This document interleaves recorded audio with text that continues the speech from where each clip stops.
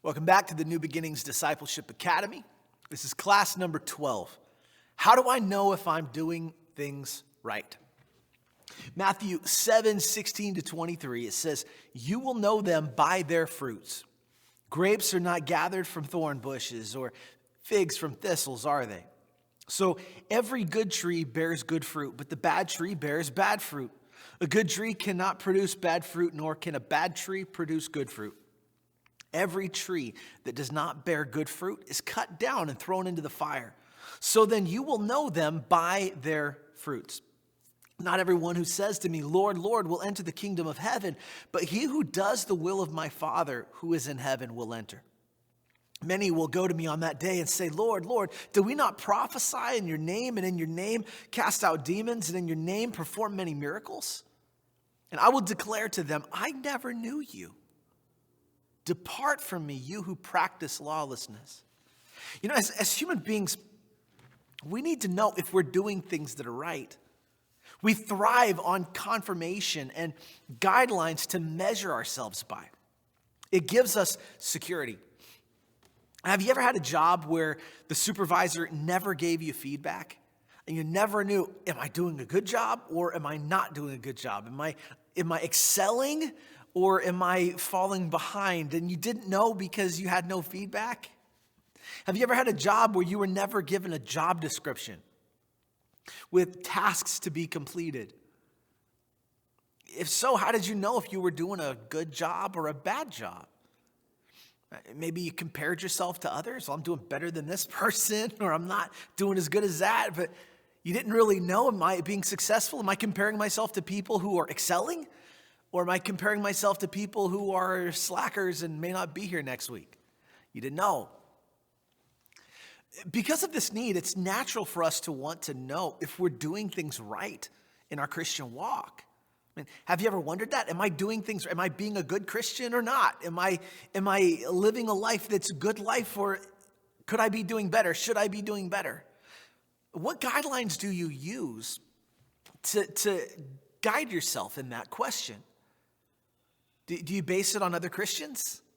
Am I doing what other Christians are doing? Am I sounding like them? Am I talking like them? Am I dressing like them? Am I going to church a certain number of times and I base my spiritual walk on that, or by how often I give money in the offering plate, or how often I give to charity or do things for others? How do you judge whether or not you're doing a good job? How do you know if what you're doing is correct, if you're really growing, if you really are being a good Christian? It's a lot of things that we use. And the good news is simply this, that the Bible actually gives us guidelines. And it's ones we can use to tell if the life we are living is the right life. In the passage we just read, Jesus says this. He says that you can tell what kind of a tree you have by looking at its fruit. I can tell if a tree is an apple tree or an orange tree based on the fruit that comes off of that tree. Do you want to know what kind of a life you're living? Then look at the fruit. What kind of fruit is coming out of your life? And that will be your guide. And it's a good thing, because otherwise we can establish all of these arbitrary guidelines. And for those people who are just naturally hard on themselves or difficult to please, they may set guidelines that they could never meet. Galatians 5:19-23 gives us a list of fruits to look for. Here's what it says. "Now the deeds of the flesh are evident, which are immorality, impurity, sensuality, idolatry, sorcery, enmities, strife and jealousy, and outbursts of anger and disputes, dissensions, factions, envying, drunkenness, carousing, and things like these, of which I forewarn you, just as I have forewarned you. Those who practice such things will not inherit the kingdom of God. But the fruit of the Spirit is love and joy and peace and patience and kindness and goodness and faithfulness, gentleness, self-control. Against such things there is no law." In Galatians, we are told of things to look for to determine what kind of life that we're living. Why is it important to have these guidelines and not go off of determining for ourselves if we're living a good life? Well, It's because God knows we don't. God has these standards and they're better than ours. It's because without clear guidelines, we're always subject to justifying our behaviors. We were shown two kinds of fruit in these verses. And we're going to look at those, bad fruit and good fruit. And the question is, what's coming out of your life? It will determine and it will show you if the life you are living is a good one or not. If it's a life that is based and rooted in the Spirit or based and rooted in the flesh. These are ones that we need to be sure to keep an eye out for. And I want to say, it's not to say that you're looking for the occasional fruit. You're looking for the ones that are consistently there in your life. Someone who's been a Christian their whole life, who has been following after God their whole life, they may have a moment where a bad fruit pops up, right? Maybe it's a bad branch. Maybe it's a one moment. I'm not talking about the one-offs. I'm not talking about the occasional. I'm saying look at the patterns. Look at the consistency. What is the pattern in your life that you're seeing? That will give you a clue. Not the one instances. We can have one instance that's bad and then beat ourselves up over it. Or we can have one really good incident and then live in denial of the bad fruit. I'm not saying look at the ones. I'm saying look at the patterns. So let's take a look here. First, he lists the bad fruits, right? These are the fruits of the flesh. And the first he mentions is immorality and impurity. The Greek word here is porneia. It's where the English word pornography comes from. It refers to illicit sexual activity, including adultery, premarital sex, homosexuality, bestiality, incest, and prostitution. All of those things are in that word. The next one he lists is sensuality. This is referring to any kind of sexual excess or a lack of restraint. The next one is idolatry. And very simply, idolatry is putting anything else before God. God is our God. Anything that we put before him is an idol. Anything that we worship before him is an idol. Anything more important to you than God, that thing is an idol. If you are constantly putting other things before God, it's a bad fruit. Another one is sorcery. Now, this is one, it's interesting because this is one that a lot of people just dismiss, right? It's like, well, I'm not into witchcraft, so that's not me. What's important is that we understand the context of this word. First of all, the original Greek word, we translate it as sorcery, but the original Greek word is the word pharmakia. Now, do you know what the word pharmakia, what word we derive from that word? It's the word pharmacy. It's kind of interesting, right? Now Jesus is not saying, God is not saying here that if you are taking medicine, that it's a bad fruit. But the word pharmakia referred to witchcraft, referred to what we know as sorcery, but it also referred to the mind-altering drugs that were attached to sorcery. It was very often that people would take drugs, mind-altering drugs, to experience visions, to experience the spirit world. It refers to mind-altering drugs, mood-altering drugs. It refers to occult, magic, witchcraft. All of those things are summed up in this word. So just because you see the word sorcery and you think, well, I'm not in witchcraft, but if you are constantly having fruits where you are involved in mind-altering drugs, that's this category. Another group, and I'm gonna just kind of put all of these together.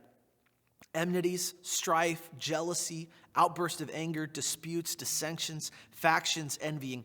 Right? Many of these bad fruits and sins in human relationships come from some form of anger.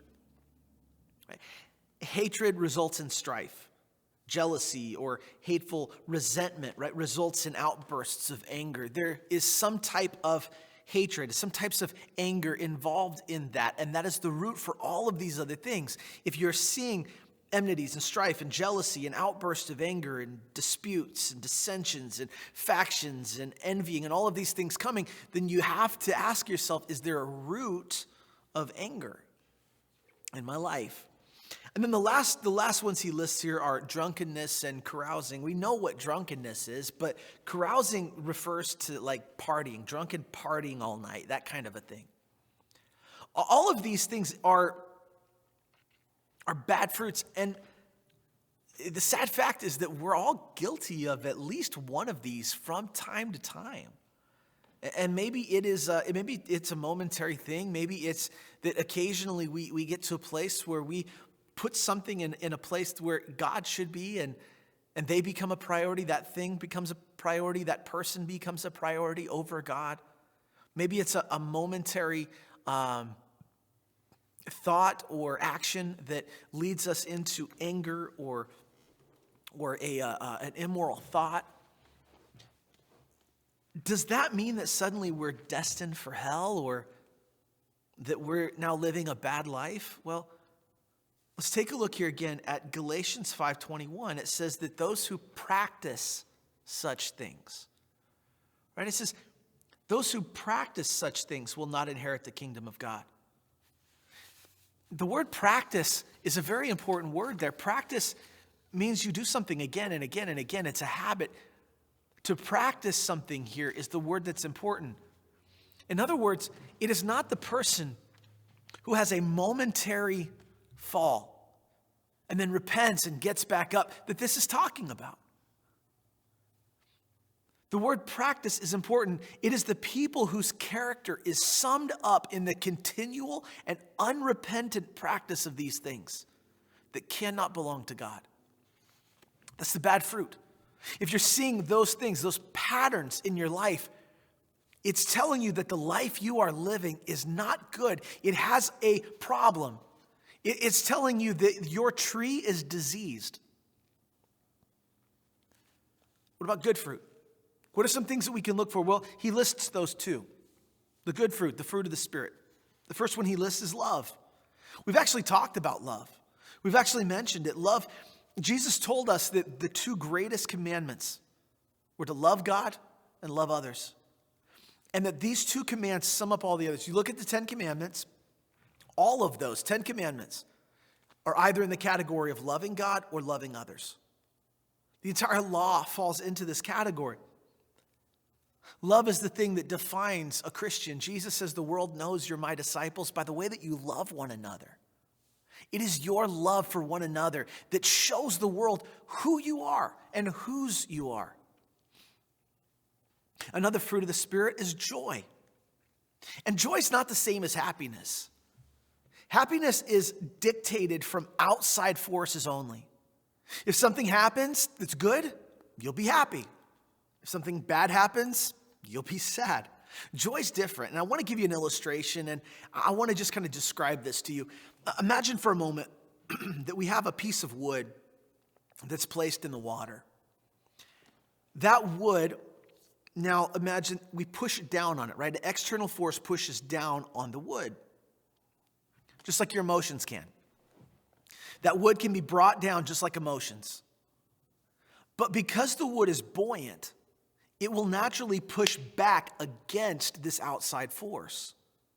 And as soon as the moment of pressure goes away, it naturally comes back up on its own, right? That's what wood does. You push it down, it comes back up.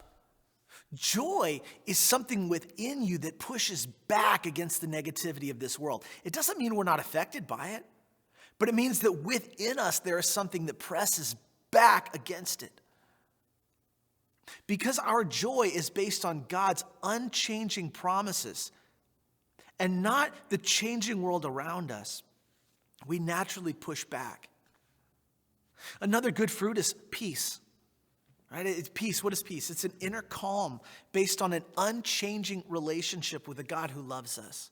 It doesn't make sense. It's not something that people are going to understand. That's okay. They don't have to understand it. You don't have to understand it. I've been at times where I know I should be having a breakdown. And for some reason I have peace. Makes no sense to me.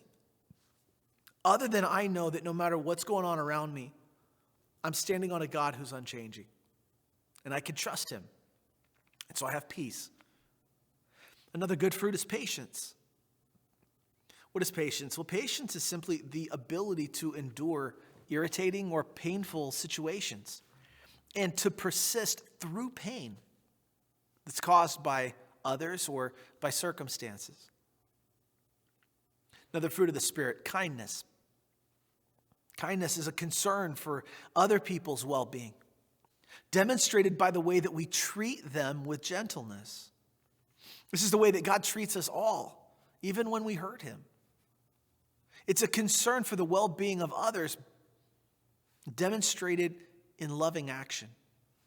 What about goodness? Goodness is another fruit of the Spirit. Well, goodness is spiritual and moral excellence reflected in actively showing kindness to others. It is an excellence in our lives. Faithfulness is another fruit of the Spirit. What is faithfulness? Faithfulness is loyalty. It's trustworthiness. It's keeping commitments, living with integrity so that others can trust you. When you tell them something, they can trust in your word. That's faithfulness. How about gentleness? It's another fruit of the Spirit. Gentleness is a humbleness and a gentle attitude that doesn't have to seek revenge when hurt.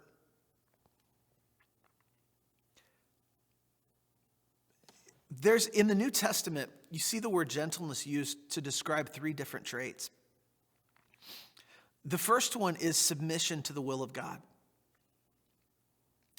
In Colossians 3:12-13, it says, "So as those who have been chosen by God, holy and beloved, put on a heart of compassion, kindness, humility, and gentleness and patience, bearing with one another, forgiving one another. Whoever has a complaint against anyone, just as the Lord forgave you, so must you also do." So gentleness in the New Testament, one of the things it means is submission to the will of God. The second thing that gentleness here means is teachability. In James 1:21, it says, "Therefore, ridding yourselves of all filthiness and in all that remains, in humility or gentleness, receive the word implanted, which was able to save your souls." And then here's the last thing that gentleness means. It means consideration of others. Ephesians 4:1-2, it says, "Therefore I, the prisoner of the Lord, urge you to walk in a manner worthy of the calling which you've been called, with all humility and gentleness, with patience, bearing with one another in love." Here's the last one, self-control. So great fruit of the Spirit is self-control. What is that? It's simply the ability to restrain passions and desires that are not godly. These are good fruits. They are fruit of the Spirit. Now look, it's healthy to examine your life from time to time, to check it against this list. That's important. You want to know how you're doing? Examine your fruit. Is there immorality and impurity, sensuality, idolatry, sorcery? Is there strife and anger and jealousy and disputes and envying? Is there drunkenness and carousing? Or is there love, joy, peace, patience, kindness, goodness, faithfulness, gentleness, self-control? What is the pattern? Where are the patterns that you see? It's healthy to examine your life against this list, to examine the fruit in your life, because it's going to tell you if you're living the kind of life you're supposed to. If it's truly your desire to live a godly life, then you will aim to produce good fruit and to avoid producing bad fruit. The fruit of your life will hint at what kind of a tree you have, what kind of a life that you have. That's how you know. Am I doing things right? God bless you, and we'll see you in the next class.